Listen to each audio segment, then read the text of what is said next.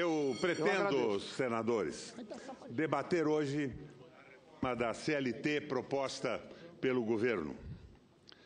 E lanço como premissa este conceito. A legislação trabalhista não se restringe a um conjunto de normas e prescrições legais que regulam relações de empregados e empresas. É muito mais do que isso.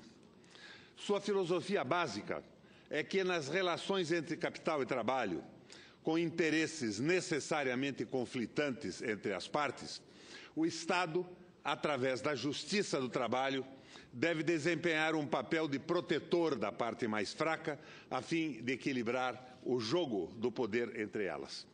Mais adiante, discuto pontos específicos da reforma pretendida pelo governo, que me parecem contrários aos interesses dos trabalhadores. Essa desfiguração da CLT por si mesma tem um conteúdo que merece ser prontamente rejeitado em sua maior parte. Mas é o coração do projeto, baseado nos conceitos liberais e agora chamados de neoliberais, de que trabalhadores e empresários são igualmente livres para contratar, que merece o mais absoluto e completo repúdio.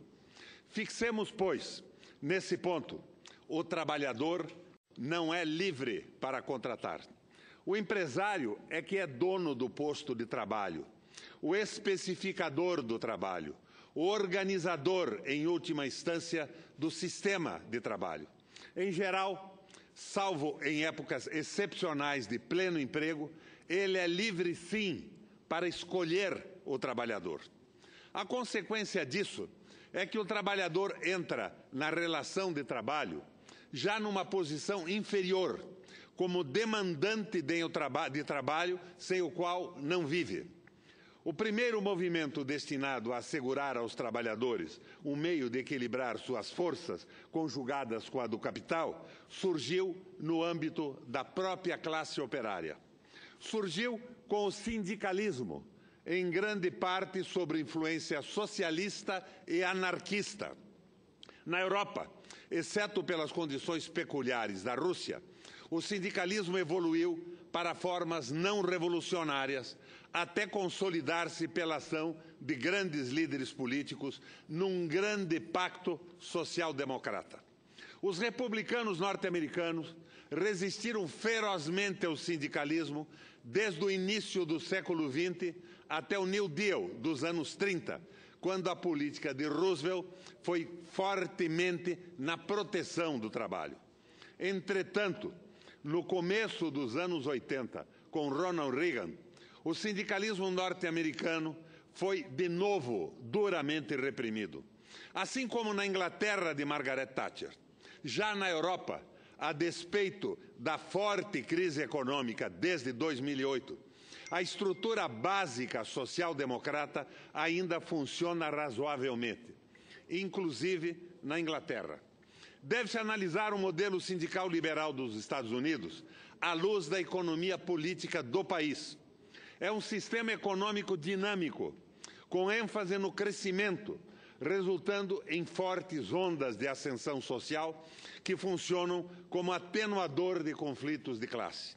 Mais importante, o combate ao desemprego integra explicitamente a política fiscal monetária, de que é exemplo a política de Barack Obama após a crise de 2008. Em 7 anos, o déficit fiscal acumulado, voltado para estimular investimento e emprego, chegou a 7 trilhões de dólares.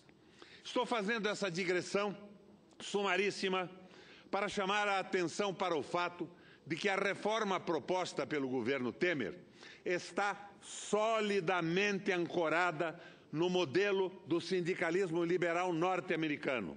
Sem o crescimento americano e sem o comprometimento americano com o pleno emprego, que é uma das características que diferem o Banco Central americano, o Federal Reserve, do nosso Banco Central. Lá, o trabalhador ligado a grandes estruturas sindicais, ditas democratas, goza de alguma proteção contratual.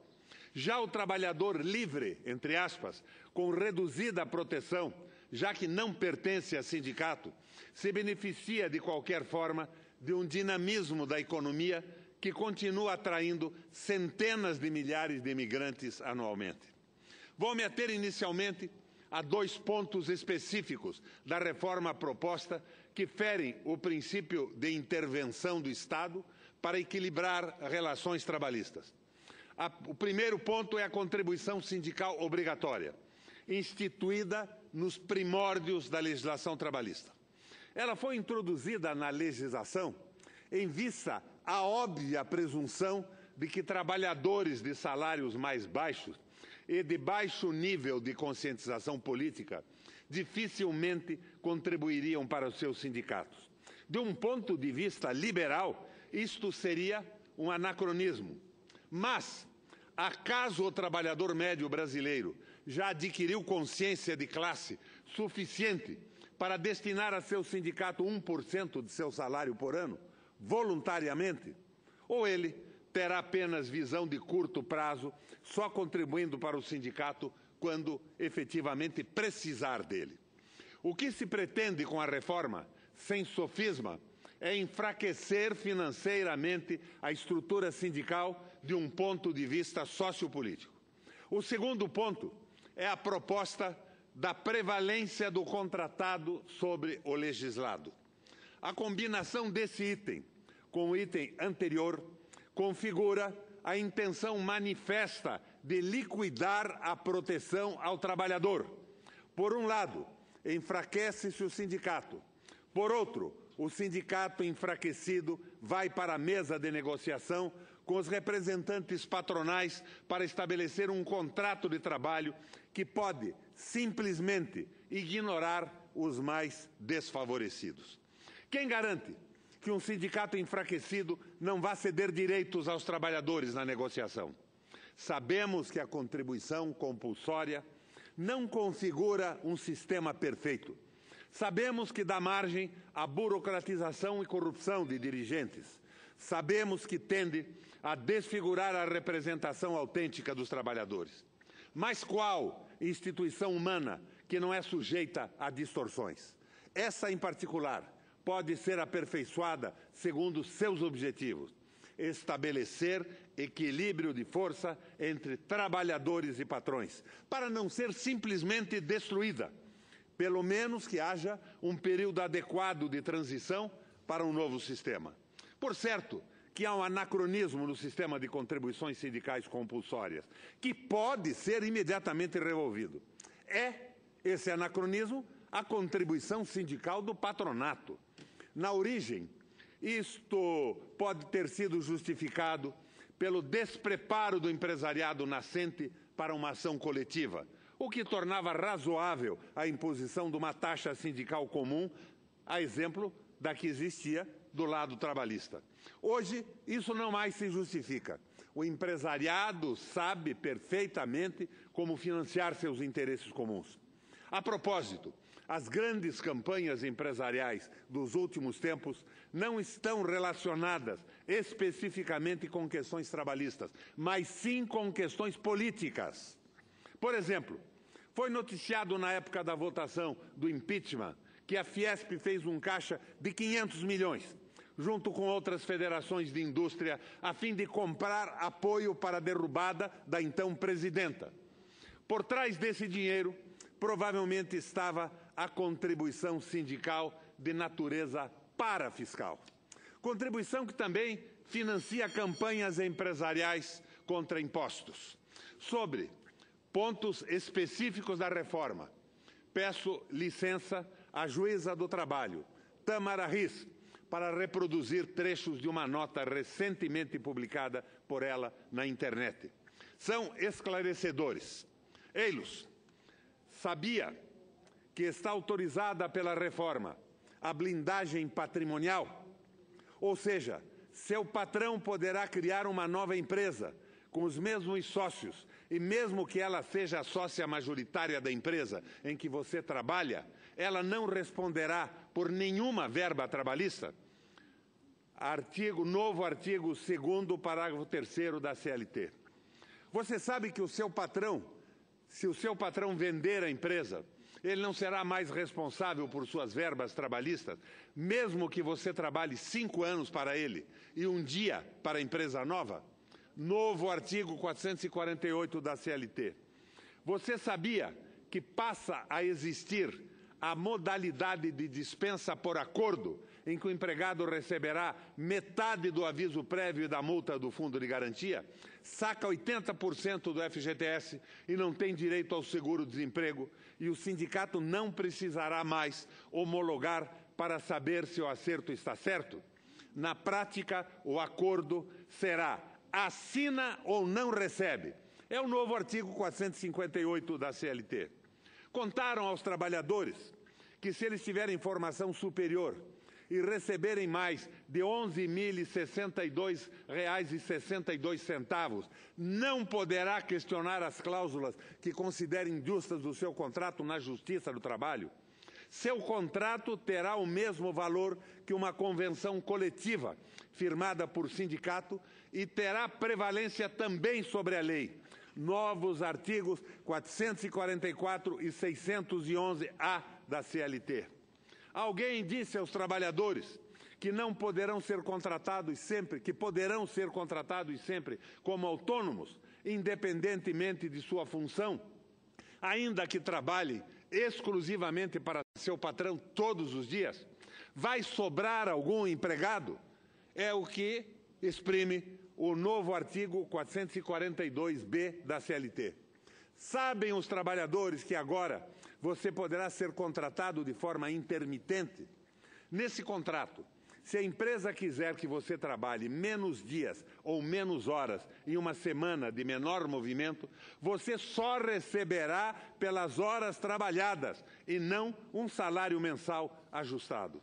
Ou seja, não poderá programar adequadamente nem dias e horários de trabalho, nem saberá quanto receberá no final do mês. Novos artigos 443 e 452-A da CLT. Sabia que o valor do dano moral do trabalhador será medido de acordo com o seu salário? Ou seja, se houver morte, lesão, humilhação por culpa da empresa, a vida de quem ganha mais terá maior valor e a de quem ganha menos, menor valor. Novo artigo 223-G, parágrafo 1º da CLT. Vejamos alguns outros pontos da reforma, esses apontados pelo advogado trabalhista Marcelo Mascaro. Eu ia elencar isso. Tem ou não tempo? Então, prossigo. Ajuda de custo não vai integrar salário. Valores relativos a prêmios, importâncias pagas habitualmente sob o título de ajuda de custo diária para viagens e abonos, assim como os valores relativos à assistência médica ou odontológica, não integrarão o salário. Na prática, isso significa que boa parte do salário do empregado poderá ser paga por meio dessas modalidades, sem incidir nas verbas do INSS e do Fundo de Garantia. Segundo, vai ficar mais difícil pedir equiparação salarial. O requisito para equiparação salarial da prestação do serviço precisa ser na mesma localidade. Isso será alterado para o mesmo estabelecimento empresarial, devendo ser prestado para o mesmo empregador por tempo não superior a 4 anos. Tal alteração diminui as chances de se pedir equiparação nos casos de empregados que exercerem a mesma função, mas recebem salários diferentes, pois trabalham em empresas diferentes do grupo econômico. Além disso, se exclui a possibilidade de reconhecimento do paradigma remoto, quando o pedido de equiparação se dá com um colega que teve reconhecida, por via judicial, a equiparação com outro colega. Terceiro, gratificação para quem tem cargo de confiança não vai integrar salário depois de 10 anos. Atualmente, a gratificação paga para quem está em cargo de confiança, que hoje é em torno de 40% do salário básico, é incorporada ao salário do empregado, caso esse fique no cargo por mais de 10 anos. A proposta remove essa exigência temporal, não incorporando mais gratificação à remuneração quando o empregado é revertido ao cargo anterior. Quarto, homologação de rescisão pelo sindicato deixa de ser obrigatória para quem tem mais de 1 ano de casa. Não haverá mais necessidade de homologação do termo de rescisão pelo sindicato ou pelo Ministério Público para os empregados que trabalharem por mais de 1 ano. Vale a assinatura firmada somente entre empregado e empregador. Quinto, demissão em massa não precisará mais ter a concordância do sindicato. As dispensas coletivas, também conhecidas como demissões em massa, não precisarão mais de concordância do sindicato. Elas podem ser feitas diretamente pela empresa, da mesma forma que se procederia na dispensa individual. Quem aderir a plano de demissão voluntária não poderá reclamar direitos depois. Perder habilitação profissional vai render demissão por justa causa. Acordo poderá permitir que o trabalhador receba metade do aviso prévio. Foi criada a possibilidade de realizar acordo na demissão do empregado para recebimento de metade do aviso prévio indenizado. O trabalhador poderá movimentar 80% do valor depositado na conta do FGTS, mas não poderá receber o benefício do seguro-desemprego. A arbitragem poderá ser usada para conflitos trabalhistas. A contribuição sindical será facultativa. A contribuição sindical deixa de ser obrigatória e passa a ser facultativa, tanto para empregados quanto para empregadores. A duração da jornada e dos intervalos poderá ser negociada. As regras sobre duração do trabalho e intervalos passam a não serem consideradas como normas de saúde, higiene e segurança do trabalho para fins da negociação individual. Isto significa que poderão ser negociadas ao contrário do que ocorre atualmente. Negociações deixam de valer após atingirem prazo de validade. Atualmente, uma vez atingido o prazo de validade da norma coletiva, convenção ou acordo, caso não haja nova norma, a negociação antiga continua valendo. Pela proposta reformista, isso deixa de acontecer. E o acordo coletivo vai prevalecer sobre a convenção coletiva.